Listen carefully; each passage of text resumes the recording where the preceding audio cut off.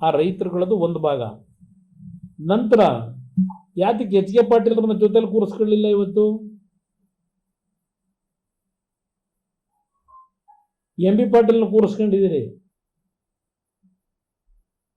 M B ಪಾಟೀಲ್ದು ಗೊತ್ತು ನಮಗೆ. ಎಂ ಬಿ ಪಾಟೀಲ್ ಅಲ್ಲ ಸತ್ಯಶೋಧನಾ ಸಮಿತಿಯಲ್ಲಿ ಇದ್ದಿದ್ದು. ಅವತ್ತು ಸತ್ಯಶೋಧನಾ ಸಮಿತಿ ಚೇರ್ಮನ್ನು ನಿಮ್ಮ ಎಚ್ ಕೆ ಪಾಟೀಲ್ರು. ಎಲ್ಲಿದೆ ಆ ರಿಪೋರ್ಟು ಸತ್ಯಶೋಧನಾ ಸಮಿತಿದು?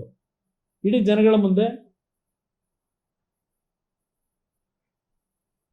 ಅದರ ಹಿನ್ನೆಲೆಯಲ್ಲಿ ವಿಧಾನಸಭೆಯಲ್ಲಿ ಚರ್ಚೆ ಆಯ್ತಲ್ಲಪ್ಪ, ಸಭೆಯಲ್ಲಿ ನೀನು ಭಾಗವಹಿಸಿದ್ದಲ್ಲಪ್ಪ. ನೀವು ಭಾಗವಹಿಸಿ ಏನೇನು ಚರ್ಚೆ ಮಾಡಿದ್ರಿ? ಶಿವಕುಮಾರು, ಸಿದ್ದರಾಮಯ್ಯ, ಮಲ್ಲಿಕಾರ್ಜುನ್ ಖರ್ಗೆ, ಧರ್ಮಸಿಂಗು, ಶ್ರೀರಾಮರೆಡ್ಡಿ, ಮಾಧುಸ್ವಾಮಿ,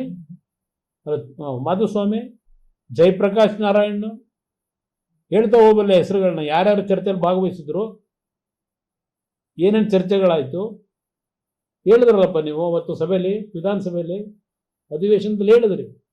ಕೇವಲ ಅದು ಸ್ವಾತಂತ್ರ್ಯ ಬಂದಂಥ ಸಂದರ್ಭದಲ್ಲಿ ಮುಖ್ಯಮಂತ್ರಿ ಆದಂಥ ಕೆ ಸಿ ರೆಡ್ಡಿ ಅವರ ಕಾಲದಿಂದ ಧರ್ಮಸಿಂಗ್ ಕಾಲದವರೆಗೆ ನಾವು ಕೇವಲ 18,000 ಎಕರೆ ಅಕ್ವೈರ್ ಮಾಡಿದ್ದು ಭೂಮಿನ.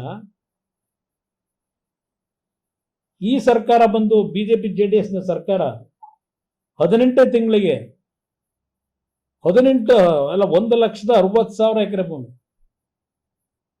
ನೋಟಿಫಿಕೇಶನ್ ಮಾಡಕ್ ಕೊಟ್ಬಿಟ್ಟವ್ರೆ. ಇದೆಲ್ಲ ಭಾಷಣ ಮಾಡಿದಿರಲ್ಲಪ್ಪ. ಅದೆಂಥದ್ದು ಇಷ್ಟೊಂದು ಕಂತು ಇಟ್ಕೊಂಡಿದ್ರಲ್ಲ, ಚೀಟಿಗಳು ತೆಗೆದು ಆ ಕಡೆ ಈ ಕಡೆ. ಪಾಪ ನೋಡ್ತಾ ಇದ್ದೆ ನಿಮ್ಮ ಪರದಾಟನ. ನಿಮ್ಮ ಮುಖದಲ್ಲಿ ಆ ಪಾಪ ಪ್ರಜ್ಞೆ ಅನ್ನೋದು ತುಳುಕ್ತಾ ಇತ್ತು ಆ ಟಿವಿಲಿ ನೋಡಿದ್ರೆ. ನಾನು ಯಾಕೆಂದರೆ ಬೆಳಗ್ಗೆ ಕ್ಯಾಬಿನೆಟ್ ಮೀಟಿಂಗ್ ಇತ್ತು, ಕ್ಯಾಬಿನೆಟ್ ಮೀಟಿಂಗ್ ಮುಗಿಸ್ಕೊಂಡು ಬಂದೆ. ನನ್ನ ಕ್ಷೇತ್ರದ ಒಂದು 25-30 ಜನ ಲೀಡರ್ಗಳು ಬಂದಿದ್ರು. ಅವ್ರ ಜೊತೆಲಿ ಊಟ ಮಾಡ್ತಾ ಕೂತಿದ್ದೆ. ಆಗಿಲ್ಲ ಯಾರ ಬಂದು ತೋರಿಸಿದ್ರು. ಅದರಿಂದ ನಿಮ್ಮನ್ನೀಗ ಅಬ್ರಪ್ಟಾಗಿ ಕರೆದೆ. ಈಗ ಅಷ್ಟೇ ಚರ್ಚೆ ಮಾಡೋಣ, ಅದು ಬರೀ ಒಂದ್ ಸೈಡ್ ಹೋಗಬಾರದು ಸುದ್ದಿ ಅಂತ. ಇಲ್ಲಿ ಚರ್ಚೆ ಮಾಡಿದ ದಿವಸನೇ ಈಗ ಅದನ್ನು ಡೇಟ್ಗಳು ಹೇಳೋರಲ್ಲ. ಸನ್ಮಾನ್ಯ ಆನರಬಲ್ ಚೀಫ್ ಮಿನಿಸ್ಟ್ರು ಅವರ ಅಧ್ಯಕ್ಷತೆಯಲ್ಲಿ ಯಾವ್ಯಾವ ಡೇಟು ಅಂತ ಹೇಳಿದಿರಲ್ಲ. ಹಲವಾರು HLCC ಮೀಟಿಂಗ್ಗಳು ನಾನು ಮುಖ್ಯಮಂತ್ರಿ ಇದ್ದಾಗ ಮಾಡಿದ್ದೇವೆ. ನನಗದರ ಅನುಭವವೂ ಇದೆ. ಎಷ್ಟು HLCC ಮೀಟಿಂಗ್ಗಳಲ್ಲಿ ಕೆಲವರು ಅರ್ಜಿ ಕೊಟ್ಟು ಒಂದು ಯೋಜನೆ ಮಾಡ್ತೀವಿ ಅಂತ ಬಂದಂಥವ್ರು ಎಷ್ಟು ಪರ್ಸೆಂಟೇಜ್ ಜನ ಅದನ್ನ ಮಾಡಿದ್ದಾರೆ ಅಂತಕ್ಕಂಥದ್ದು ತೆಗೆದ್ರೆ ನಿಮ್ಗೆ ಅಲ್ಲೇ ಪರ್ಸೆಂಟೇಜ್ ಸಿಗ್ತದೆ. HLCCನಲ್ಲಿ ಹಲವಾರು ಸಬ್ಜೆಕ್ಟ್ ತರ್ತಾರೆ. ಅದು ರಾಜ್ಯದ ಮುಖ್ಯಮಂತ್ರಿ ಹೇಳಿ ತರಿಸಲ್ಲ, ಸಬ್ಜೆಕ್ಟ್ನ ಇಂತಿಂಥ ಸಬ್ಜೆಕ್ಟ್ ತನ್ನಿ ಅಂತ.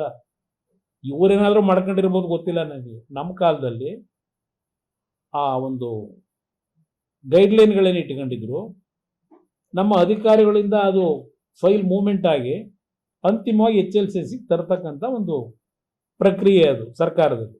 ಅದಕ್ಕೆ ಚೇರ್ಮನ್ ನಾನು ಇರ್ತೇನೆ. ಅದಕ್ಕೆ ಇಂಡಸ್ಟ್ರಿ ಮಿನಿಸ್ಟರ್ ಇರ್ತಾರೆ, ಹಲವಾರು ಇಲಾಖೆಗಳ ಪ್ರಧಾನ ಕಾರ್ಯದರ್ಶಿಗಳಿರ್ತಾರೆ, ಎಲ್ಲ ಇರ್ತಾರೆ. ಅಲ್ಲಿ ಕೆಲವು ಪ್ರಾಜೆಕ್ಟ್ಗಳ ಬಗ್ಗೆ ಪ್ರಪೋಸಲ್ ಏನು ಬಂದಿರುತ್ತೆ, ಚರ್ಚೆಗಳಾಗಿರ್ತವೆ. ಚರ್ಚೆ ಆಗಿದ್ದವೆಲ್ಲ ಇಂಪ್ಲಿಮೆಂಟ್ ಆಗಲ್ಲ.